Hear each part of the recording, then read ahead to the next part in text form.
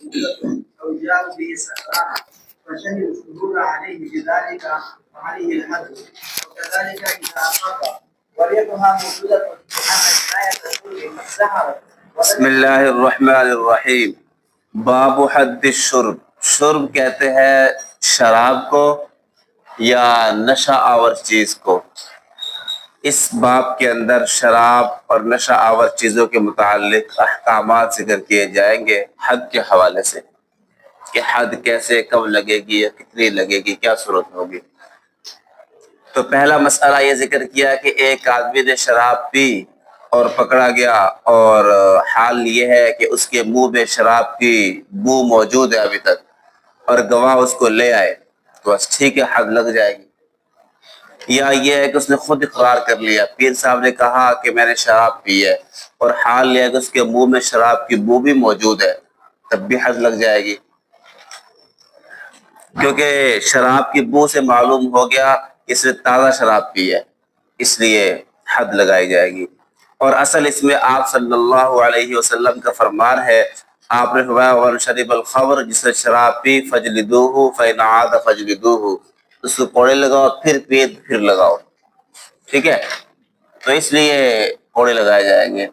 لیکن اگر اس نے اقرار کیا ہے بو کے زائل ہونے کے بعد، پیر صاحب نے کہا کہ میں نے شراب تو پی ہے لیکن جب دیکھا تو اس کے منہ میں بو نہیں تھی، وقت گزر چکا تھا، تو اس صورت میں شیخین کے نزدیک حد نہیں لگے گی.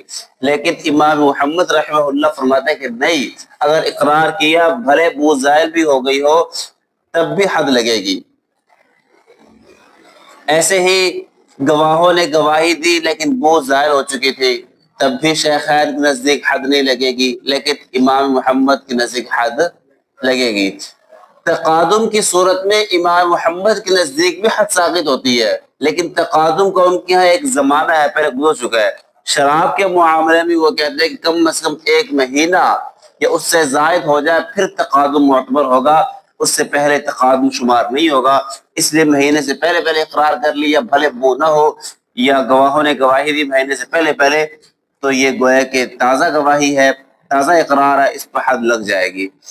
اس کو قیاس کرتے ہیں زنا پر. ٹھیک ہے، وہذا سے مزید امام محمد اپنی بات کو پختہ کرتے ہوئے کہتے ہیں دیکھو یہ تاخیر جو ہے نا تب معتبر ہوگی جب ایک زمانہ گزرے گا، 1 مہینہ یا اس سے زائد. باقی بو کو آپ معیار مت بناؤ، اگر بو آ رہی ہے تو تازہ پی ہے، نہیں آ رہی تو تقادم ہو گیا ہے.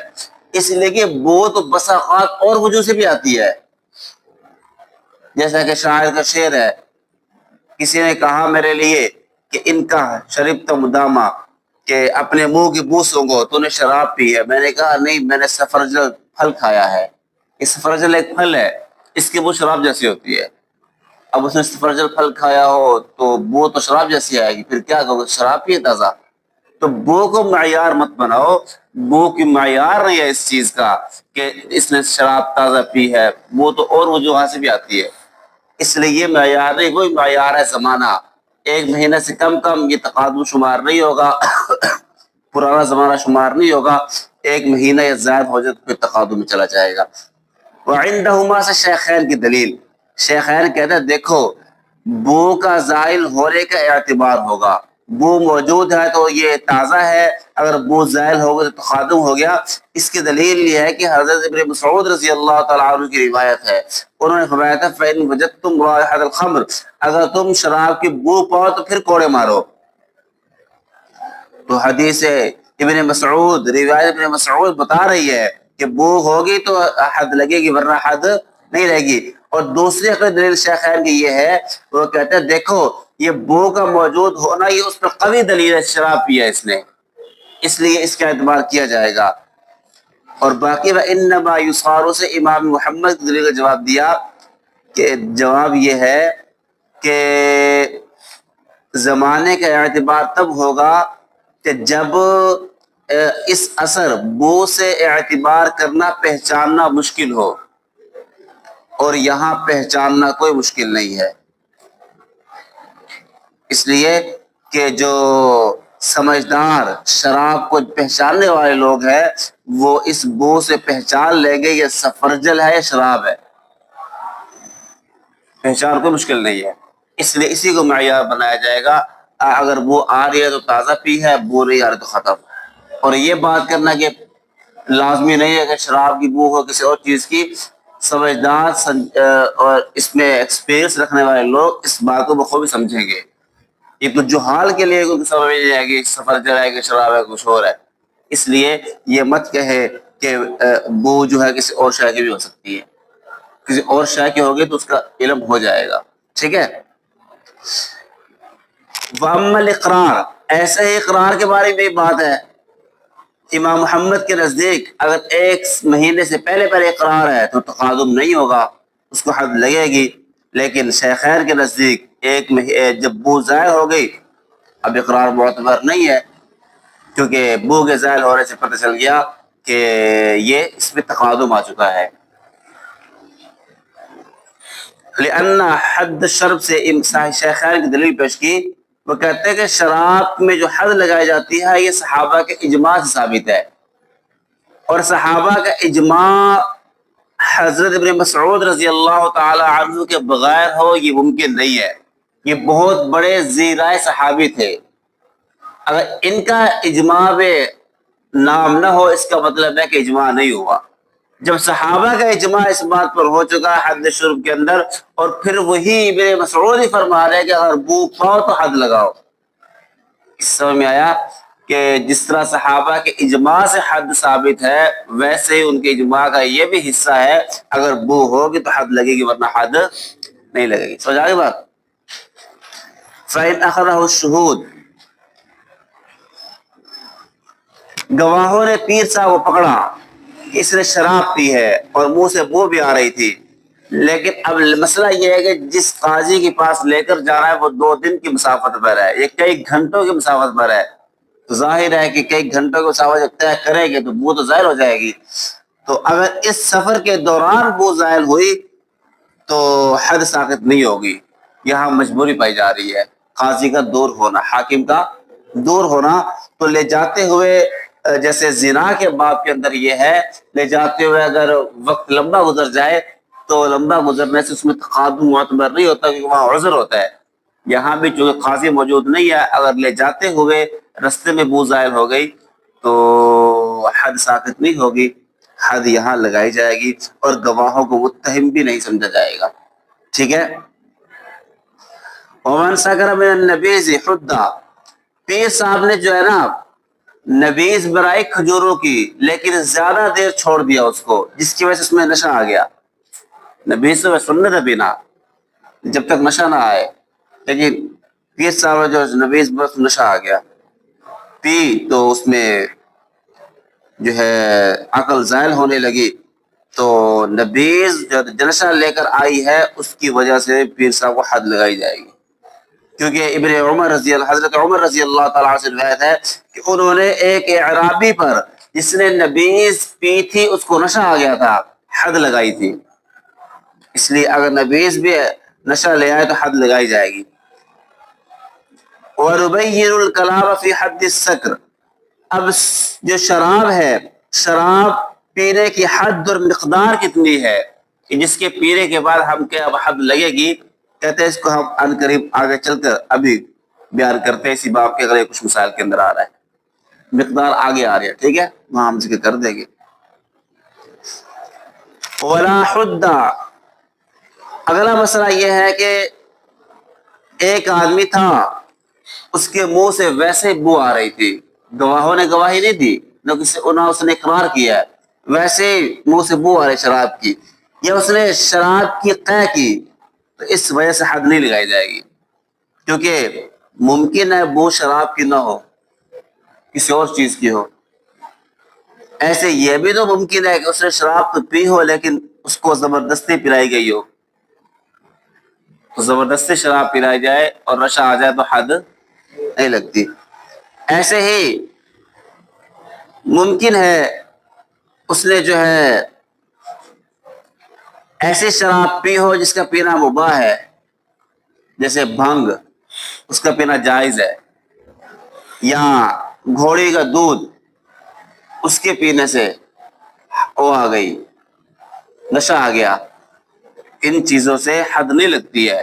اس لیے محض منہ سے بو آنے کی بنیاد پر حد نہیں لگائی جائے گی جب تک گواہ گواہی نہ دے یا وہ اقرار نہ کرے۔ ایسے ہی ولا يحد حتى يزول عنه سکر، پیر صاحب نے شراب پی نشے میں دھت ہو گئے تو اس حال میں ان کو حد نہیں لگے گی یہاں تک کہ نشہ اتر جائے، کیونکہ اس حال میں حد لگی تو اس کو پتہ نہیں چلے گا کیا ہو رہا ہے، تو حد کا مقصد حاصل نہیں ہوگا۔ حد کا مقصد ہے زجر و توبیخ کہ آئندہ ایسا کام کرنے سے کیا کریں پیر صاحب اجتناب کریں، تو تبھی اس کو سبق حاصل ہوگا، عبرت حاصل ہوگی جب نشہ اترے گا اور مار کا اثر ہوگا۔ وحد الخمر والسکر فی الحر 80 صوتا، اب یہاں سے مقدار حد ذکر کر رہے ہیں کہ شراب پینے کی صورت میں کتنی حد لگائی جائے گی۔ میں کہ شراب پی ہو یا نشہ آور چیزیں پی ہوں، اس صورت میں 80 کوڑے لگائے جائیں گے۔ یہ صحابہ کے اجماع سے ثابت ہے۔ یہ پہلے 40 کوڑے تھے، پھر جب حضرت عمر رضی اللہ تعالیٰ عنہ زمانہ میں لوگوں کو دیکھا انہوں نے بہت کثرت سے پی رہے ہیں، انہوں نے کہا 80 کوڑے لگاؤ تاکہ اس میں تخفیف آئے، لوگ کم پیے نہ پیے بلکہ۔ اور فرمایا کہ حد لگاتے ہوئے کوڑے جو ہے پیر صاحب کے بدن پر مختلف جگہوں پہ لگائے، کوئی کمر پہ، کوئی ٹانگوں پہ، کوئی بازوؤں پہ، جی، تاکہ ایک جگہ لگانے سے اس جگہ کے شل ہونے کا خطرہ نہ ہو۔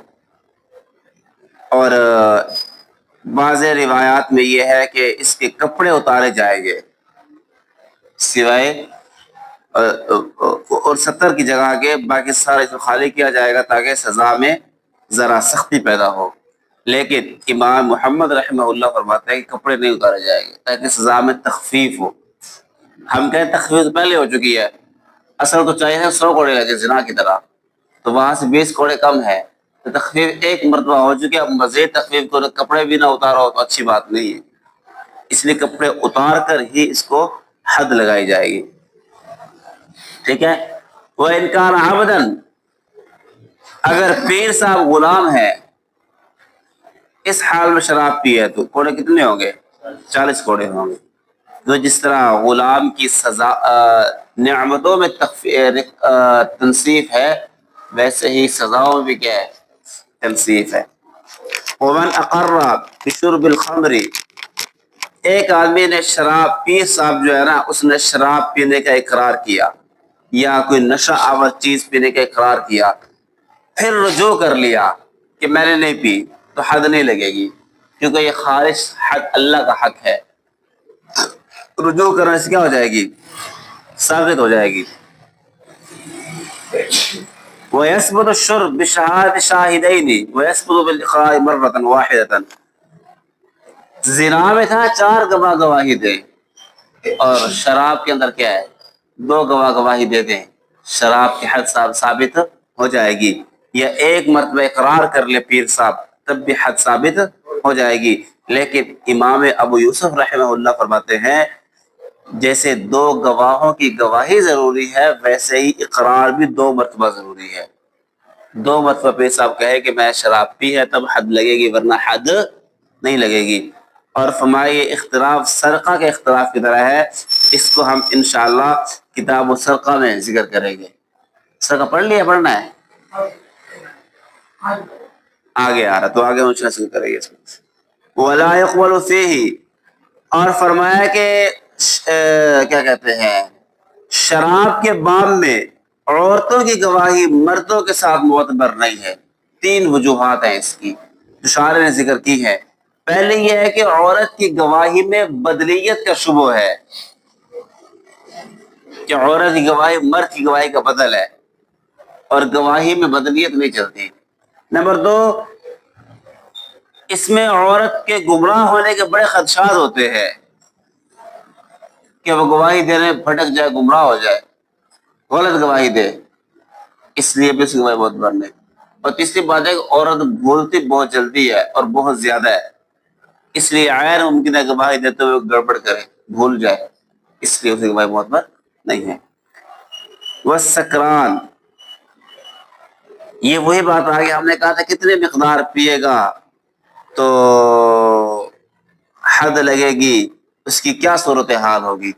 تو فرمایا کہ وہ شراب کہ جس کے پینے سے آدمی اس طرح ہو جائے نہ وہ زیادہ بات کو سمجھ سکے نہ تھوڑی بات کو سمجھ سکے، اور نہ وہ مرد اور عورت کے درمیان فرق کر سکے کہ یہ مرد ہے کہ عورت ہے۔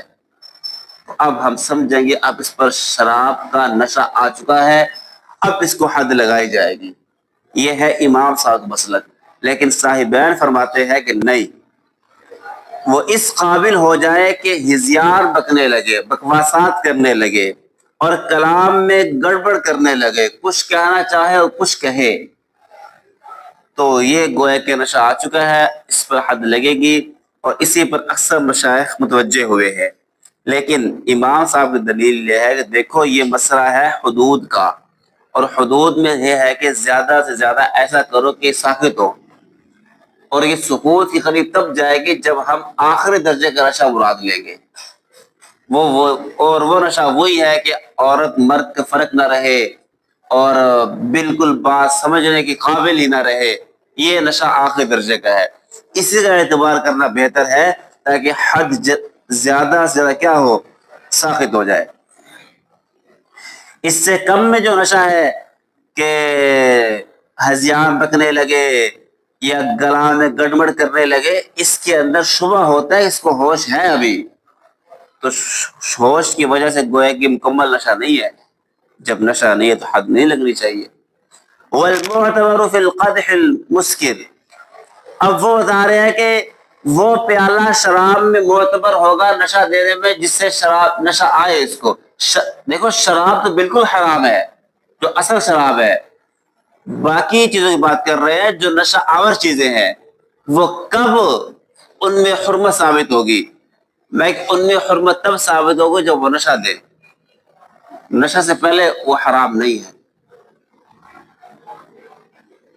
اب نبیذ تو حلال ہے، لیکن جب نشہ دینے لگے تو پھر حرام ہوگی، ویسے حرام نہیں ہے، لیکن شراب ہر حال میں حرام ہے، وہ ایک قطرہ بھی حرام ہے، چاہے نشہ آئے یا نہ آئے۔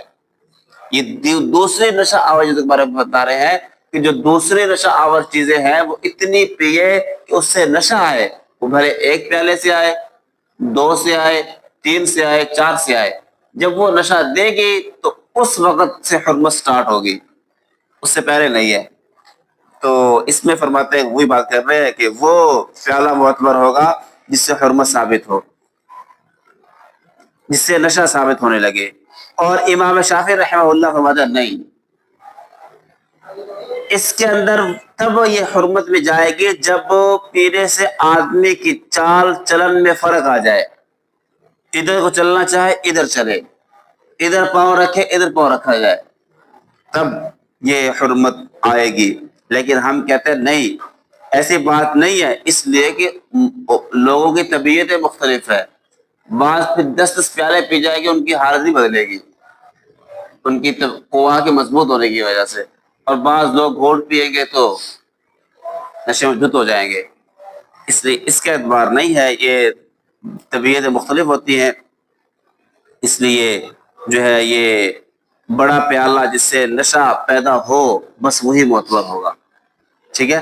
وَلَا يُحَدُّ السَّكْرَانُ بِإِقْرَارِهِ عَلَى، پیر صاحب شراب پی، شراب میں دھت تھے، اس کے بعد اس حالت میں کہتا ہے کہ میں نے زنا کیا ہے یا میں نے شراب پی ہے، تو اس حالت میں جو اقرار کر رہا ہے اس اقرار کی وجہ سے اس پہ حد نہیں لگے گی، کیونکہ اس حالت میں آدمی زیادہ جھوٹ ہی بولتا ہے، اس کو کچھ پتہ نہیں ہوتا میں کیا کہہ رہا ہوں، ایسے بڑے بڑے دعوے کرتا ہے، اس لیے اس کا اعتبار نہیں کیا جائے گا۔ تو چونکہ اس میں جھوٹ کا احتمال زیادہ ہوتا ہے اور یہ پھر ہے بھی حد اللہ کا حق، ثابت ہو جائے گی۔ ہاں اگر اس دوران پیر صاحب نے یہ اقرار کر لیا حالت نشہ میں کہ میں نے فلاں پر تہمت لگائی ہے زنا کی، تو حد قذف لگے گی، کیونکہ یہ بندے کا حق ہے، اور اس تہمت کا اقرار چاہے نشہ میں ہو چاہے بغیر نشہ کے ہو، ہر حال میں حد لگتی ہے۔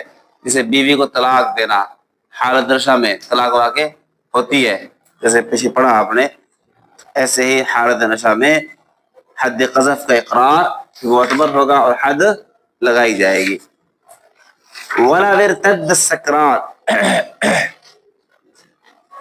پیر صاحب نشے میں دھت تھے، اس حالت میں نعوذ باللہ مرتد ہو گئے تو یہ ارتداد معتبر نہیں ہے، اس کی بیوی کو طلاق واقع نہیں ہوگی، کیونکہ کفر کا تعلق باب اعتقاد سے ہے اور اس حالت میں اس کا کوئی عقیدہ نہیں ہے.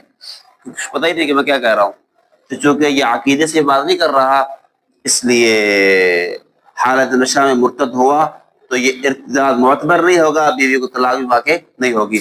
یہ ہے حضرات طرفین کا مسلک، لیکن ظاہر روایت کے اندر یہ ہے کہ اگر حالت نشہ میں پیر صاحب نعوذ باللہ مرتد ہوئے تو یہ مرتد ہونا معتبر ہوگا اور بیوی کو طلاق واقع ہو جائے گی.